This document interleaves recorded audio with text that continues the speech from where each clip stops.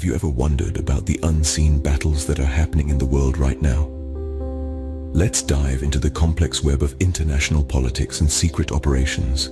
Today we're focusing on Iran, a nation that has been at the center of numerous conflicts and controversies over the years. In the heart of these conflicts, we find the Islamic Revolutionary Guard Corps, or the IRGC. This military organization plays a crucial role in Iran's strategies, both domestically and internationally. And within the IRGC, there's the Qods Force, a specialized unit that operates outside Iran's borders, often in the shadows, fighting what they perceive as Iran's enemies. The Qods Force's mission is driven by a mantra they call harsh vengeance. This isn't an empty slogan, it's a strategy, a mindset, a driving force. It's their belief that they are the defenders of the oppressed, the protectors of Muslims worldwide. They see themselves as the champions fighting against the world powers that, in their view, seek to subjugate and silence the Muslim world. But what does this mean in real terms? Harsh vengeance isn't just about military might. It's a multifaceted approach. It involves a mix of covert operations, strategic partnerships, and a constant readiness for conflict. It's about maintaining a state of preparedness, an ability to strike back when they feel threatened or wronged. And who are they fighting against? Well, the enemies as perceived by the Qods Force span across continents. They include nations they believe to be suppressing the rights and freedoms of Muslims. These range from the global powers of the United States and Israel to the more local rivals in the Middle East. But harsh vengeance isn't just about fighting against nations. It's also about fighting ideologies. The Qods Force sees itself as battling against Zionism, a political ideology they believe to be at the core of the suppression of Muslims worldwide. But what does this harsh vengeance look like in practice, and who are its targets? Stay tuned as we delve deeper into the workings of the Qods Force and their harsh vengeance strategy in the coming scenes. The harsh vengeance of Iran is not just rhetoric, it has real-world implications.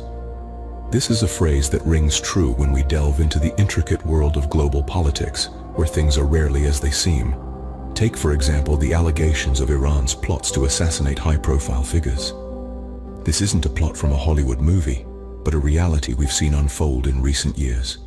The Iranian Revolutionary Guard, a powerful faction within Iran's military, has been implicated in plots to assassinate prominent figures, such as John Bolton, the former National Security Advisor, and Mike Pompeo, the former Secretary of State.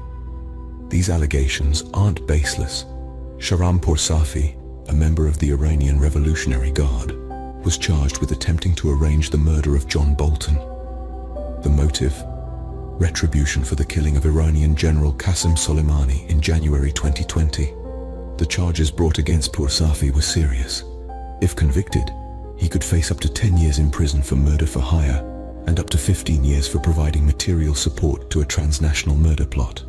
But this is just one part of the story. The plot thickens when we consider the response of the United States. The Biden administration imposed sanctions on Iranian Islamic Revolutionary Guard Corps officials, including Mohammad Reza Ansari and Hossein Hafez Amini, for their alleged involvement in these assassination plots. These sanctions are more than just a slap on the wrist. They are a clear message from the US government, a message that they remain committed to disrupting the activities of the Iranian Revolutionary Guard Corps. Activities that threaten to violate human rights and silence dissent. However, let's not forget that these are not isolated incidents.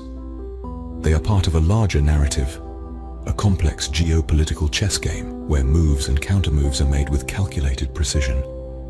Actions have consequences, and in this high-stakes game, every decision can trigger a cascade of events. These actions and counteractions are part of a complex geopolitical chess game.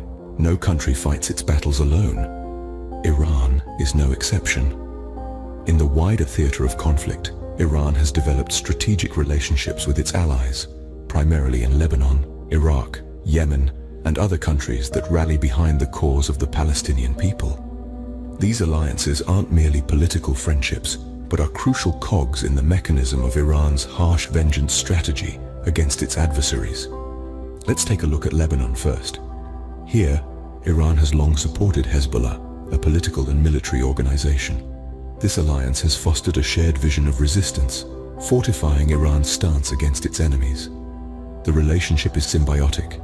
Iran provides funding, weapons and training, while Hezbollah offers a strategic foothold in the Levant region, directly bordering Israel. Next, we turn our attention to Iraq. Post-2003, Iran has significantly influenced the Iraqi political landscape, often through backing Shia militias. These groups not only offer Iran a buffer against potential threats, but also help project its power across the region. Moving south to Yemen, Iran's support for the Houthi rebels is less direct, but no less significant. The ongoing Yemeni conflict has enabled Iran to tie down its regional rivals and further its own geopolitical objectives. Beyond these countries, Iran's influence extends to other nations rallying behind the Palestinian cause. These alliances provide Iran with a broad network of non-state actors that can act in concert with its harsh vengeance strategy. They offer both a shield and a sword against direct attacks on Iranian soil, and a sword to strike at its adversaries indirectly. However, these alliances are not without their complexities. They require substantial resources to maintain and carry the risk of drawing Iran into broader regional conflicts. Yet Iran seems to deem these risks worth taking, as these alliances form a vital part of its strategic defense and deterrence strategy. But what does all this mean for ordinary people, especially those living in conflict zones? Behind geopolitics and military strategies, there are always human stories. These stories often remain untold, hidden beneath the layers of political maneuverings and strategic battles. Yet they are the most poignant and compelling, shedding light on the stark realities of conflict and the immense human cost it incurs. Consider the heart-wrenching tale of Gaza and Lebanon. The world bears witness to the plight of innocent civilians, particularly children, who face the brunt of these conflicts.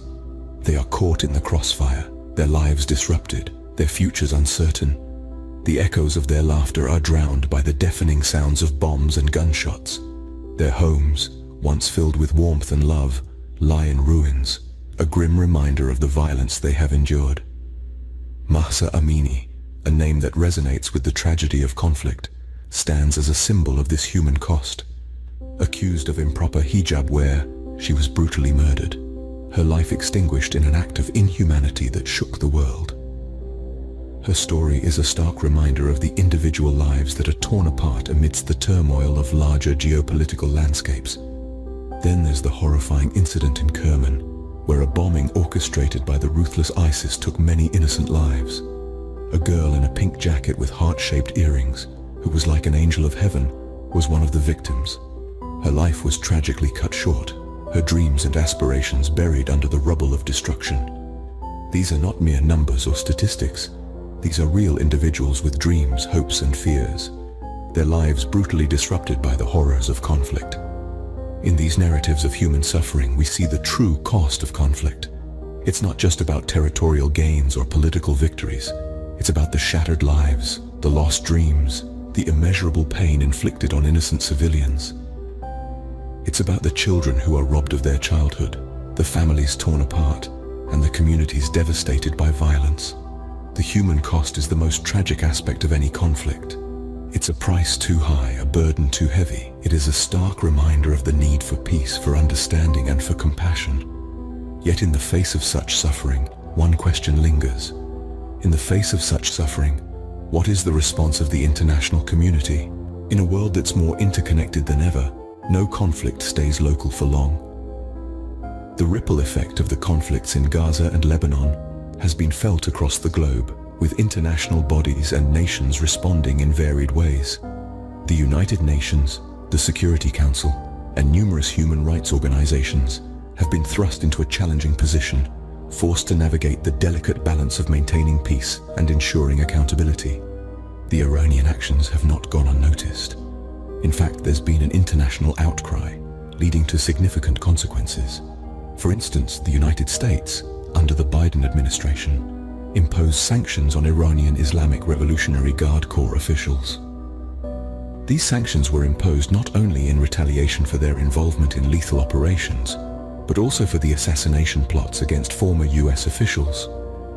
The US Treasury Department followed suit, sanctioning members and affiliates of Iran's Islamic Revolutionary Guard Corps for engaging in terrorist plots targeting former US officials and anti-Tehran activists worldwide.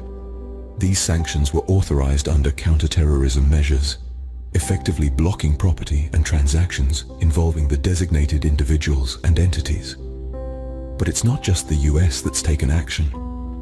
The international community at large has been vocal about the need for accountability and justice. The world has watched the unfolding events with a wary eye, aware of the potential for escalation and the need for diplomatic intervention. Yet, the responses of different nations have varied, with some remaining silent, others condemning the actions, and a few even expressing support. This disparity in responses underscores the complexity of the geopolitical landscape and the differing interests at play. Despite these varied responses, the ripple effects of the conflicts and Iran's harsh vengeance strategy continue to be felt globally. The international community remains on high alert, cognizant of the need for a careful and calculated response. As we navigate this complex geopolitical landscape, one thing is clear: the unseen battles continue, and their impact is felt far beyond the borders of the countries directly involved.